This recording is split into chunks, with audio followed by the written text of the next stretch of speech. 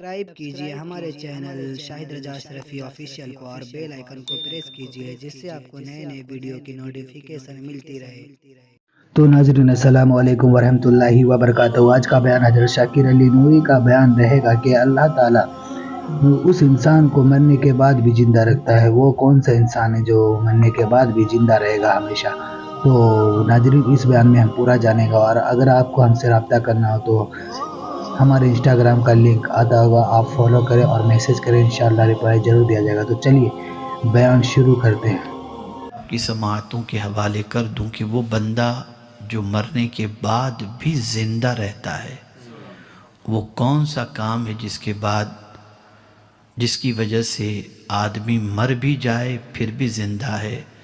تو میرے آقا صلی اللہ علیہ وسلم فرماتے ہیں، من صار بالعلم حیا فہو لم یمت ابدا، جو علم کے ساتھ زندہ رہتا ہے وہ کبھی نہیں مرتا۔ اب آئیے میں تھوڑا سا سمجھاؤں،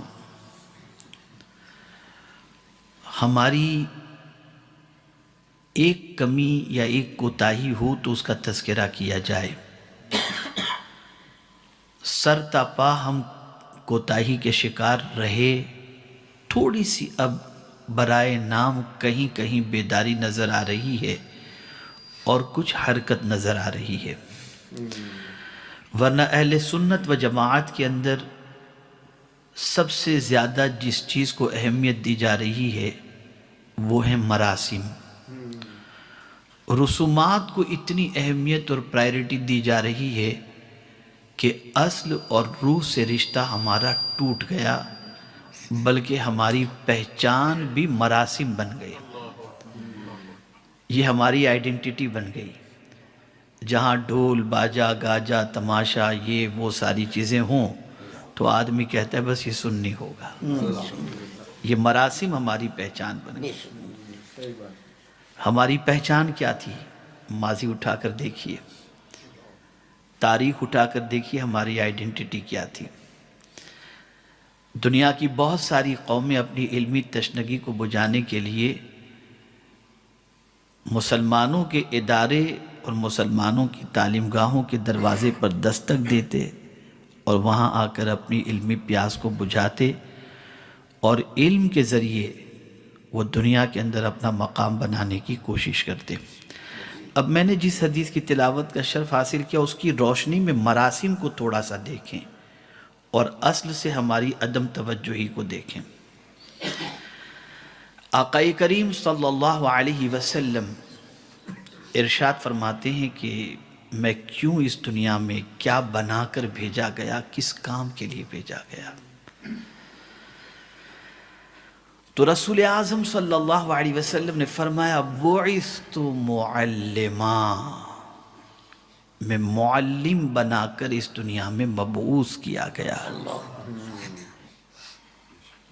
ایجوکیشن دینے کے لیے۔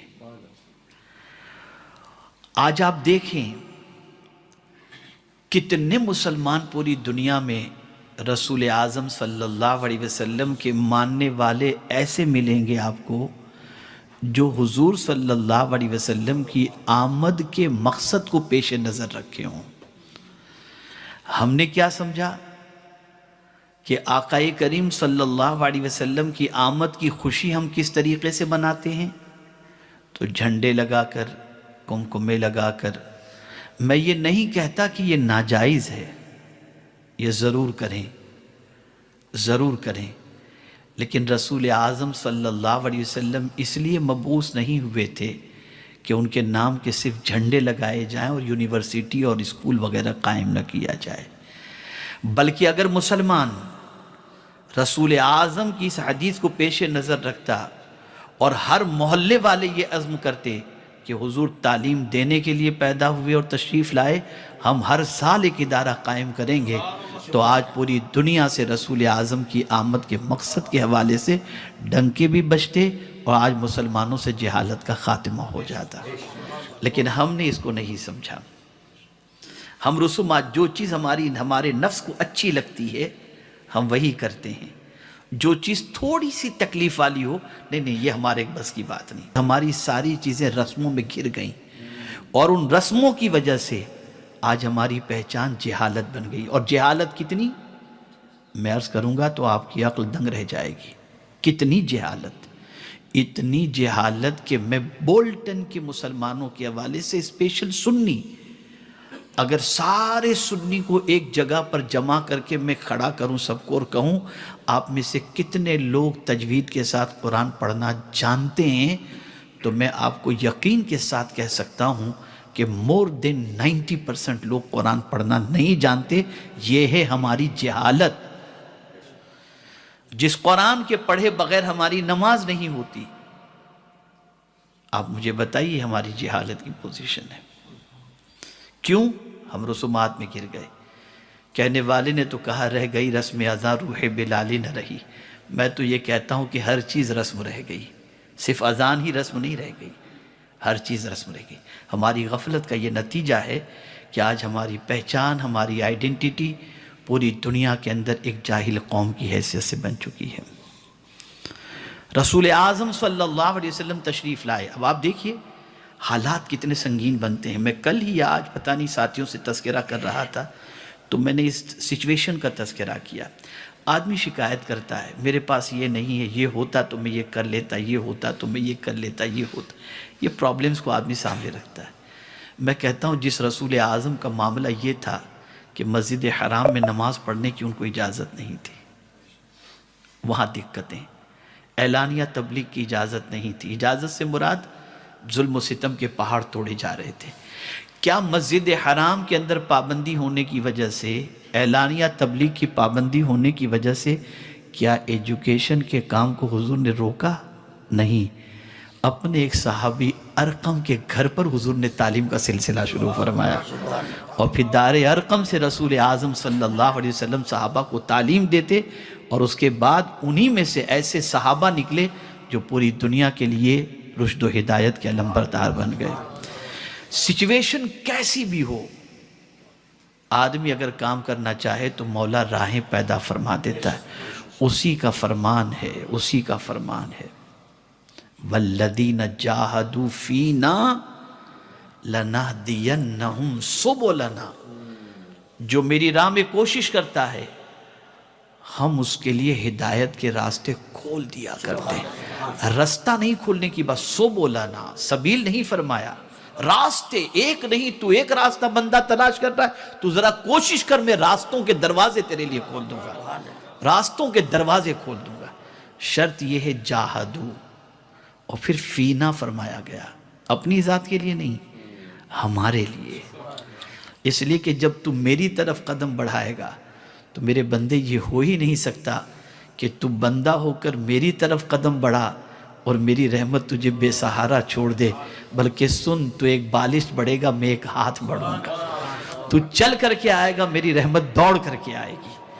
تو میرے پیارے آقا صلی اللہ علیہ وسلم کے پیارے دیوانوں، ایجوکیشنل انقلاب یہ آج کے دور کی سب سے بڑی ضرورت ہے. دینی دنیاوی دونوں ایجوکیشن کے سلسلے میں جب تک کہ ہم محنت و مشقت نہیں کریں گے اور جد و جہد نہیں کریں گے، اس وقت تک ہماری آئیڈینٹیٹی اور ہماری پہچان پہ جو داغ لگا ہوا ہے وہ داغ کبھی ختم نہیں ہو سکتا. آج میں آپ کو بتاؤں، بہت سارے مسلمان ایسے، میں ہندوستان کی بات آپ کو بتاؤں، کبھی کبھی نکاح پڑھانے کے لیے جانا پڑتا ہے. واللہ میں آپ کو بتاتا ہوں، جب دولہے کو پہلا کلمہ پڑھایا جاتا ہے نا تو وہ بھی صحیح نہیں پڑھ پاتا، وہ بھی نہیں پڑھ پاتا. ہم نے اس کے لیے کیا کوششیں کی، ہم نے ان کو ایڈوکیٹ کرنے کے لیے کیا کوشش کی، ہمارے پاس کون سا پلان ہے. اے رسول گرامی وقار صلی اللہ تعالی علیہ وسلم کے پیارے دیوانوں، جب تک کہ آپ تعلیمی میدان کے اندر آگے نہیں بڑھیں گے دنیا آپ کو پیچھے چھوڑ دے گی. اور تعلیمی میدان میں اگر آپ آگے بڑھے دنیا مقتدی ہوگی، آپ امام ہوں گے. صحابہ کے اندر تعلیم کا شوق کتنا تھا، کتنا شوق تھا. سیدنا فاروق اعظم رضی اللہ تعالیٰ عنہ جب مدینہ منورہ ہجرت فرما کر تشریف لے گئے، عقد مواخات ایک صحابی کے ساتھ، انصار صحابی کے ساتھ رسول اعظم نے ان کا بھائی چارہ قائم فرما دیا. اب ہوتا کیا تھا، تڑپ کتنی، سب کچھ لوٹ گیا، گھر، بزنس، وطن، شہر۔ مدینے گئے تو آدمی کی پرائرٹی یہ ہوتی کہ پہلے میں اپنے گھر بار کی اور اس کی فکر کروں۔ رسول اعظم صلی اللہ علیہ وسلم نے بھائی چارہ قائم فرما کر انصار و مہاجرین کے درمیان یہ بیسک نیڈ جو تھی اس کو تو فلفل کروا دی، لیکن تڑپ کتنی پیدا کر دی تھی صحابہ کے دل کے اندر ایجوکیشن کی۔ تو آپ جانتے ہیں انصار و مہاجر جو دو حضرت فاروق اعظم کا جن کو بھائی بنایا گیا تھا، دونوں نے کمٹمنٹ کیا، دونوں نے پلان بنایا کہ دیکھو ایک دن تم حضور سے سیکھنے کے لیے جاؤ گے اور میں کاروبار کروں گا، اور تم جب سیکھ کر کے آؤ گے رات کو تم مجھے سکھاؤ گے، دوسرے دن میں سیکھنے کے لیے جاؤں گا، جو سیکھ کر کے آؤں گا میں تمہیں سکھاؤں گا۔ یہ تھی ایجوکیشن کی تڑپ، یہ تھی ایجوکیشن کی تڑپ۔ اے رسول گرامی وقار صلی اللہ تعالی علیہ وسلم کے پیارے دیوانوں، پیغمبر رحمت صلی اللہ علیہ وسلم کے ایجوکیشن کے سلسلے میں ارشادات کو اگر آپ پڑھیں تو آپ کی عقل تنگ رہ جائے گی کہ رسول اعظم صلی اللہ علیہ وسلم نے ایجوکیشن پر کتنا ابھارا ہے۔ آپ ذرا سوچیں، وہ شہید جو اپنا خون راہ خدا میں لٹا دیتا ہے، جان لٹا دیتا ہے، لیکن جب پیغمبر رحمت صلی اللہ علیہ وسلم علم کی اہمیت کو بیان فرماتے ہیں تو ارشاد فرماتے ہیں کہ قیامت کے دن عالم کے قلم کی سیاہی اور شہید کے خون کو جب تولا جائے گا تو عالم کے قلم کی سیاہی کا وزن شہید کے خون سے زیادہ ہوگا۔ اس طرح سے ایجوکیشن کو حضور نے ابھارا۔ اے رسول گرامی وقار صلی اللہ تعالی علیہ وسلم کے پیارے دیوانوں، جب تک کہ ہمارے اندر ایجوکیشن کے سلسلے میں کام کرنے کا جذبہ پیدا نہیں ہوگا اور ہم اپنی توانائی کو ایجوکیشن کے پیچھے خرچ نہیں کریں گے، اپنے سرمائے کو خرچ نہیں کریں گے، میں یقین کے ساتھ کہتا ہوں ہماری قوم اٹھ نہیں سکے گی۔ یہ طے شدہ بات ہے، اور قوم کے پوری دنیا کے اندر ایسے لوگوں کی ضرورت ہوتی ہے جو جھاڑو لگانے والے ہوں، جو ہیلپر ہوں، جو مزدور ہوں، اور دنیا اس وقت یہی چاہ رہی ہے کہ مسلمانوں کو اسی کیٹیگری میں رکھا جائے، اس لیے مسلمانوں کو جاہل رکھا جا رہا ہے، رسومات کا عادی بنایا جا رہا ہے۔ اس سے نکلو، اللہ عز و جل اقتدار اور اللہ عز و جل امامت اسی کو عطا کرتا ہے جس کے پاس قلم ہو، جس کے پاس علم ہو، جس کے پاس صلاحیت موجود ہو۔ میرے پیارے آقا صلی اللہ تعالی علیہ وسلم کے پیارے دیوانوں، ہم چاہتے ہیں اسلام زندہ رہے۔ کیا رسومات سے زندہ رہے گا اسلام؟ رسومات سے اسلام زندہ رہے گا؟ نہیں۔ پوچھئے آقا کریم صلی اللہ علیہ وسلم سے، یا رسول اللہ صلی اللہ علیہ وسلم، ہم اسلام کو زندہ دیکھنا چاہتے ہیں، وہ کون سی چیز ہے جو اسلام کو زندگی عطا کر سکتی ہے؟ تو پیغمبر رحمت صلی اللہ علیہ وسلم نے فرمایا، العلم حیات الاسلام، علم اسلام کی زندگی ہے۔ دنیا اگر اس وقت مسلمانوں کو جاہل رکھنے کا پروگرام بنائی ہے اور اس کے پیچھے کوشش کر رہی ہے تو وجہ سب سے بڑی یہ ہے کہ اسلام زندہ نہ رہے، اس لیے کہ اگر علم اس مسلمانوں کے پاس آ گیا تو علم کی وجہ سے اسلام زندہ ہوگا۔ میرے پیارے آقا صلی اللہ تعالی علیہ وسلم کے پیارے دیوانوں، آپ ذرا دیکھیں تقریباً اولیاء کی زندگی کا جائزہ لیں۔ آقا کریم صلی اللہ علیہ وسلم کے بعد صحابہ، سب سے پہلے حضور صلی اللہ علیہ وسلم نے ایجوکیشنل انقلاب کے لیے کس طریقے کا پروگرام بنایا اسے آپ دیکھیں، اور روز پڑھ کر آنے والے اور جانے والوں کا بھی اہتمام، بورڈنگ کا بھی انتظام، فری تعلیم کے ساتھ ساتھ بچیوں کی تعلیم کا انتظام، یہ سرکار صلی اللہ علیہ وسلم نے سب کچھ کیا۔ اب آپ دیکھیں صدیق اکبر رضی اللہ تعالیٰ عنہ کا مقام انبیاء کرام کے بعد سب سے افضل و اعلیٰ، افضل البشر بعد الانبیاء بالتحقیق، لیکن جب احادیث کے ذخیرے کو اٹھا کر کے دیکھتے ہیں تو سب سے زیادہ حدیثوں کے راوی اگر کوئی ملتے ہیں تو وہ حضرت ابو ہریرہ ملتے ہیں۔ وجہ کیا ہے؟ اس لیے کہ انہوں نے اپنی زندگی علم کے لیے وقف کر دی تھی.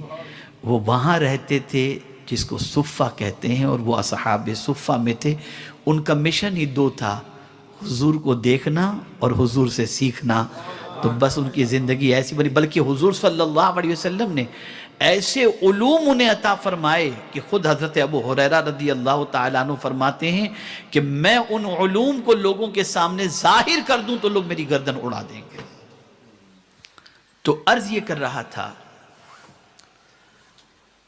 کہ کچھ لوگ ایسے ہونے چاہیے جو دین کے سلسلے میں اور علم کے سلسلے کے اندر اپنی زندگی کو وقف کر دیں. اعلیٰ حضرت عظیم البرکت امام عشق و محبت کے 10 نکاتی پروگرام پر اگر سنی آج عمل کیا ہوتا تو میں پورے یقین کے ساتھ کہتا ہوں کہ ایک سنی بھی اعلیٰ حضرت کا ماننے والا ان پڑھ آپ کو نہ ملتا ہے اس 10 فارمولے پر. اور اس فارمولے کو پڑھیے، اس میں دیکھیے تعلیم کے سلسلے میں اعلیٰ حضرت عظیم البرکت امام عشق و محبت نے کیا کیا فارمولے عطا فرمائے ہیں.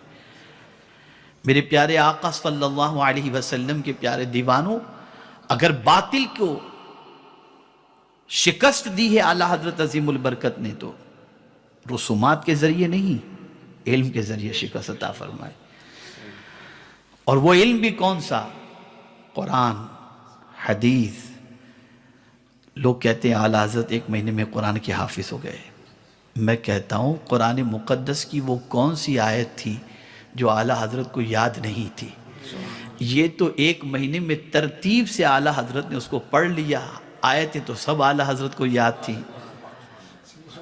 سب آیتیں یاد تھی. ورنہ آپ دیکھیے اعلیٰ حضرت کے حافظ ڈکلیئر کرنے سے پہلے جتنے فتاوے اعلیٰ حضرت نے دیے، ان سارے فتاوے کے اندر آپ دیکھیں گے تو قربان جائیے ان کی علمی عظمت پر کہ سب سے پہلے قرآن شریف کی آیت، پھر حدیث، پھر ائمہ کے اقوال، اور پھر یہ نہیں کہ میں ناقل ہوں بلکہ اعلیٰ اقول کہہ کر فرماتے ہیں، پھر اپنی رائے کو ظاہر فرماتے ہیں. میں نے ابھی پرسوں ایک جلسے کے اندر اعلیٰ حضرت کے ادب کا تذکرہ کیا کہ کتنے مؤدب تھے اعلیٰ حضرت. غوث پاک رضی اللہ المولا تبارک و تعالیٰ عنہ فرماتے ہیں قدمی ہذہ علی رقبت کل ولی اللہ، میرا قدم ہر ولی کی گردن پر. اب کسی کی گردن پر قدم رکھ دو تو یہ ہوتا ہے کہ اس کو دبا دیا، اس کو گرا دیا. آدمی کے ذہن کے اندر تھوڑا سا یہ ہوتا ہے کہ یہ تھوڑا سا گرانے والی بات ہے. لیکن اے امام عشق و محبت آپ کی عظمت پر قربان، چونکہ غوث پاک نے کل ولی اللہ فرمایا تھا کہ عام انسان کی گردن پر نہیں، ولی کی گردن پر، تو اعلیٰ حضرت نے لکھا تو جو لکھا جس کی منبر بنی گردن اولیاء، یعنی اس ولی کی گردن کو کوئی معمولی گردن نہیں، ان کی عظمت کا بھی احترام کیا اور کہا جس کی منبر بنی گردن اولیاء. آپ اندازہ لگائیں. اے رسول اعظم صلی اللہ علیہ وسلم کے دیوانوں، یہ بہت ضروری ہے. ایجوکیشن، اس کے بغیر آپ کچھ بھی نہیں کر سکتے. اور پوری دنیا میں مسلمانوں کو جاہل رکھنے کی کوشش کی جا رہی ہے، مراسم کا عادی بنایا جا رہا ہے، سارا پیسہ مراسم کے پیچھے خرچ ہو رہا ہے، اور ان مراسم کے پیچھے خرچ ہونے کی وجہ سے آج بچوں کو فیس دینے کے لیے بھی پرابلم اور ٹیچر کو سیلری دینے کے لیے بھی ہمیں پرابلم ہو رہا ہے. اس کی وجہ سب سے بڑی یہ ہے کہ ہم نے تعلیم کی اہمیت کو نہیں سمجھا اور مراسم کے عادی بن گئے. آپ ذرا دیکھیں آقا کریم صلی اللہ علیہ وسلم نے کیا فرمایا ایجوکیشن کے حوالے سے. آج بہت سارے گھر ایسے ملیں گے جہاں باپ بیٹے کی شکایت کرتا ہوا نظر آتا ہے، ماں بیٹے کی شکایت کرتی ہوئی نظر آتی ہے. قربان جائیے میرے آقا صلی اللہ علیہ وسلم کی عظمت پر کہ کتنے حسین انداز کے اندر علم کو سرکار نے پیش فرمایا. میں آپ کو مثال کے ذریعے سمجھاؤں. ایک گھر ہے، اس گھر کے اندر باپ بھی بیٹھا ہے، استاد بھی بیٹھے ہیں، پیر صاحب بھی بیٹھے ہیں، سب بیٹھے ہوئے ہیں. اور ایک شخص انٹر ہوتا ہے، لائٹ چلی جاتی ہے. اب پورا گھر اندھیرا ہے، پورے گھر میں تاریکی چھائی ہوئی. آنے والا اندر انٹر کرے گا تو اندھیرے میں ہو سکتا ہے باپ کے ہاتھ پہ پیر پڑ جائے، استاد کے سر کو دھکا لگ جائے، پیر صاحب کے کاندھے پہ ہاتھ رکھ جائے. کچھ نہ کچھ بے ادبی ہو سکتی، چونکہ اندھیرا ہے نا. اگر روشنی ہوتی تو سنبھل کے چلتا، روشنی ہوتی تو باپ کو دیکھتا تو سنبھل جاتا، ماں کو دیکھتا سنبھل جاتا، پیر صاحب کو دیکھتا سنبھل جاتا، ادب کرتا. روشنی ہی نہیں ہے تو ادب کہاں سے کرے گا؟ میرے آقا نے فرمایا العلم نور، علم روشنی ہے. یہ روشنی اگر آ گئی تو تمہیں باپ بھی نظر آئے گا، ماں بھی نظر آئے گی، پیر بھی نظر آئے گا، استاد بھی نظر آئے گا. اور جب یہ روشنی تمہارے پاس نہیں ہوگی تو تم بے ادب بنو گے، گستاخ بنو گے، آوارہ بنو گے. یہ علم ہے. اور علم کے سلسلے میں بھی پرائیورٹی کس چیز کی ہے؟ ایک صحابی رسول صلی اللہ علیہ وسلم بہت طاقتور تھے، بلکہ وہ فرماتے ہیں ہمارا پورا گروپ طاقتوروں کا تھا. انہوں نے کہا کہ ہم آقا کریم صلی اللہ علیہ وسلم کے پاس حاضر آئے اور رسول اعظم صلی اللہ علیہ وسلم سے ہم نے عرض کیا یا رسول اللہ صلی اللہ تعالی علیہ وسلم، ہمیں کون سا علم پہلے حاصل کرنا چاہیے؟ سنیے حضور کیا فرماتے ہیں. آقا کریم صلی اللہ علیہ وسلم نے فرمایا پہلے عقیدے کا علم حاصل کرو.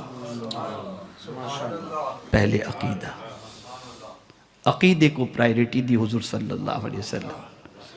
پہلے عقیدے کا علم حاصل کرو، اس لیے کہ جب تم عقیدے کا علم حاصل کر لو گے تو شرک کی وادی میں نہیں جاؤ گے، بدعقیدگی کی طرف نہیں جاؤ گے، گستاخی کی طرف نہیں جاؤ گے.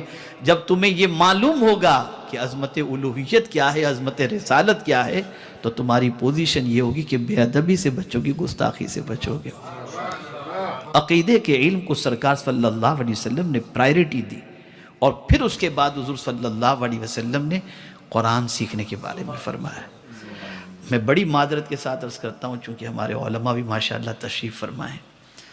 ہمارے یہاں اب اس باب کو بالکل پیچھے چھوڑ دیا گیا ہے. ہم زندگی بھر یا رسول اللہ کہیں گے، لیکن اگر کوئی ہم سے یا رسول اللہ کہنے کی دلیل پوچھے ایک سنی بتا نہیں سکتا ہے الا ماشاءاللہ. دلیل نہیں، سکھایا ہی نہیں گیا. عقیدے کے باب کو پرائیورٹی دو. ہم روزانہ غوث پاک رضی اللہ تعالیٰ عنہ کی نیاز کریں گے، لیکن یہ جائز یا ناجائز کے بارے میں اگر کوئی کہے گا ہمارے کسی کو کچھ معلوم ہی نہیں ہے. اچھی بات. بلکہ میں ایک بات عرض کروں، اگر کسی سے پوچھا جائے کہ غوث اعظم کا معنی کیا ہوتا ہے تو وہ بھی نہیں بتا پائیں گے، وہ بھی نہیں بتا پائیں گے. غوث اعظم کا مطلب کیا ہے یہ بھی آدمی نہیں بتا پائے گا. تو حیرت کی بات ہے کہ مطلب ہم نے ایجوکیشن کو کوئی رسومات کی طرف ہم چلے گئے. اور میں آپ کو یقین کے ساتھ کہتا ہوں آنے والا دور اسلام کا دور ہے. اگر مسلمانوں نے ایجوکیشن کے پیچھے محنت کی تو پھر دنیا مقتدی ہوگی اور مسلمان امام ہوگا. پوری توانائی ایجوکیشن کے پیچھے خرچ کرو. اور مجھے خانقاہ ماررہ کا یہ نعرہ اتنا پسند آیا. حضرت نجیب ملت رفیق ملت نے یہ نعرہ دیا، اور وہ نعرہ یہ ہے آدھی روٹی کھائیں گے بچوں کو پڑھائیں گے. یہ نعرہ ہے. سوچیے آپ، ہم ہندوستان کے اندر دیکھتے ہیں بہت سارے بچے ایسے ہیں جو فیس نہ دینے کی وجہ سے ڈراپ آؤٹ ہو جاتے ہیں. ٹیلنٹ ان کے اندر آپ دیکھیں تو آپ کی عقل دنگ رہ جائے گی، اتنے ذہین بچے ہوتے ہیں. اور گورنمنٹ نے بھی فیس اتنی ہائر ایجوکیشن کی رکھ دی ہے کہ جلدی سے بڑے گھرانے کے بچے بھی میڈیکل کی فیلڈ میں نہیں جا سکتے، دوسری فیلڈ میں نہیں جا سکتے. خیر، عرض کرنے کا منشا یہ ہے ایجوکیشن، تعلیمی انقلاب. اب صرف ایک حدیث شریف اگر میں آپ کی سماعتوں کے حوالے کروں، اور اگر اس کے بارے میں صرف اتنا کہہ دوں کہ پوری دنیا کا مسلمان صرف ایک حدیث پر عمل کرتا ہے جو حدیث میں عرض کرنے جا رہا ہوں، تو دنیا میں ہاسپیٹل بھی مسلمانوں کے ہوتے، مسلمانوں میں آوارہ کوئی نہ ہوتا، اور مسلمانوں کے تعلیمی ادارے ہوتے. ایک حدیث پر عمل. وہ حدیث شریف کون سی ہے؟ تو آقا کریم صلی اللہ علیہ وسلم ارشاد فرماتے ہیں مرنے والا جب مرتا ہے تو اس کے اعمال منقطع ہو جاتے ہیں سوائے 3 چیزوں کے: علم، صدقہ جاریہ اور نیک اولاد۔ ہر مرنے والا بندہ، ہر مسلمان جو یہ عقیدہ رکھتا ہے کہ ہمیں مرنا ضرور ہے اور اسے آخرت کی فکر ہے، تو اگر وہ اس حدیث کو پیش نظر رکھے کہ سرکار صلی اللہ علیہ وسلم نے فرمایا مرنے والا جب مرتا ہے تو اس کے اعمال منقطع ہو جاتے ہیں، یعنی ایک آدمی مرا، اب نہ نماز، نہ روزہ، نہ حج، نہ زکوٰۃ، نہ ذکر و اذکار، کچھ بھی نہیں، جتنی زندگی اللہ نے دی تھی اتنی زندگی کے مطابق تم نے عمل کر لیا، اب تمہارے عمل کا کوئی معاملہ نہیں، اب کوئی تمہارے اوپر نماز نہیں، کچھ بھی نہیں، اب جاؤ قبر کے اندر پڑے رہو۔ اعمال کا سلسلہ ختم ہو گیا، منقطع ہو گیا۔ لیکن سرکار صلی اللہ علیہ وسلم فرماتے ہیں مرنے والا مر جاتا ہے، اس کے اعمال منقطع ہو جاتے ہیں سوائے 3 چیزوں کے۔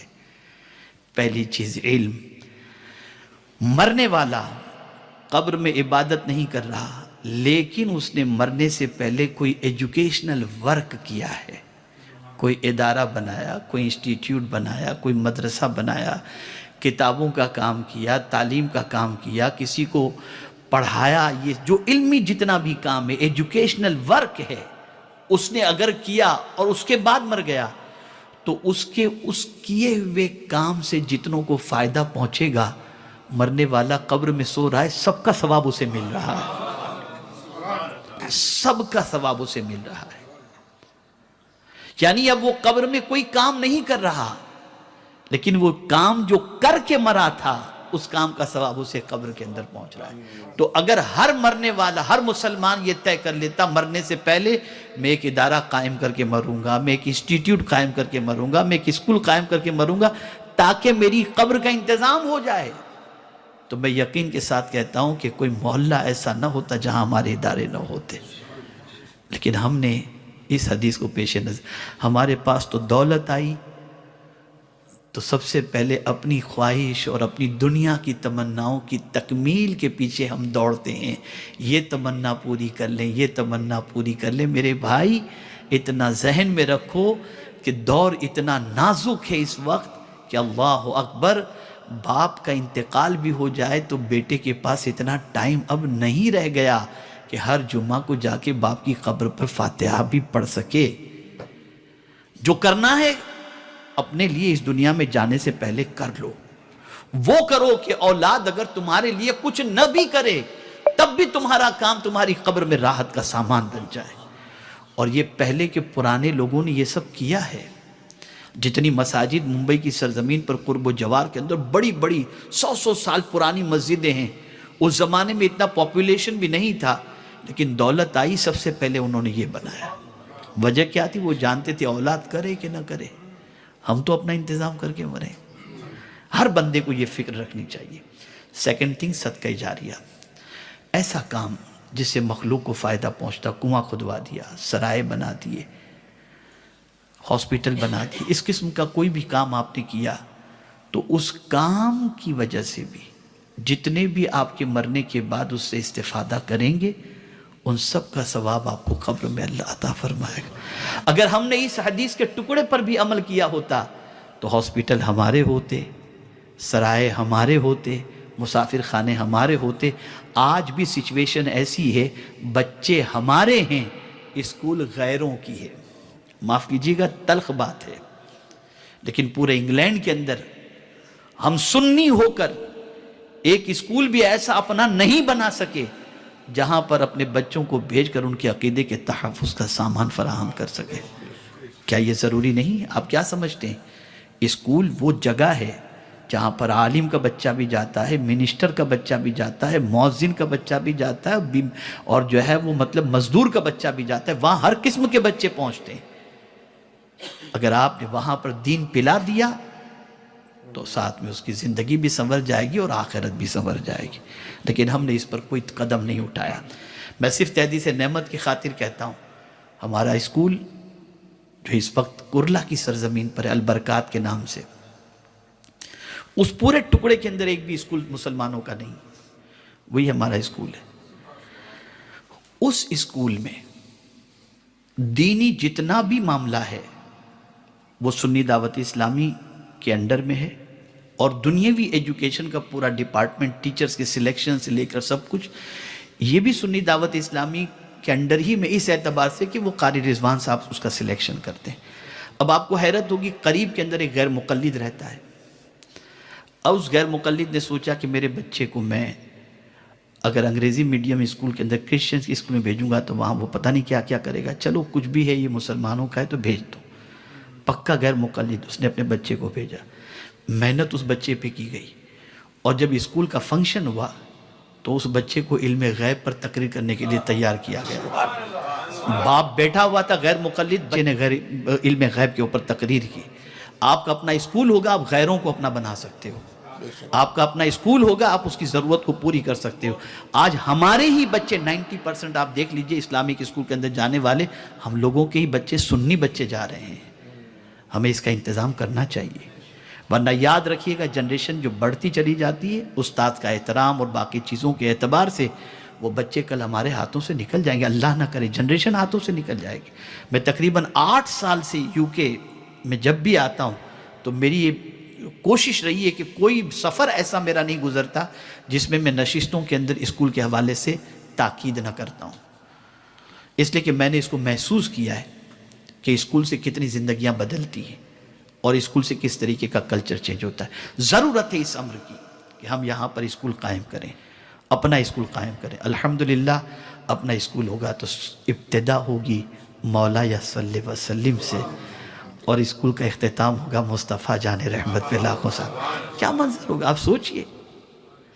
ویڈیو اگر اچھی لگی ہے تو ضرور ویڈیو کو لائک کریں، اور ہمارے چینل پر اگر نئے ہیں تو ضرور سبسکرائب کر لیں، اور اللہ سے دعا کریں کہ اللہ ہمیں نیک عمل کرنے کی توفیق عطا فرمائے، ہر بلا مصیبتوں سے، پریشانیوں سے، آفتوں سے، بیماریوں سے حفاظت فرمائے، اور خوب عبادت کرنے کی توفیق عطا فرمائے، نیک کام کرنے کی توفیق عطا فرمائے۔ تو ناظرین ملتے ہیں اگلی ویڈیو میں، تب تک کے لیے السلام علیکم ورحمۃ اللہ وبرکاتہ۔ ویڈیو اچھی لگے تو ہمارے ویڈیو کو لائک کریں اور ہمارے چینل کو سبسکرائب کریں۔ شکریہ۔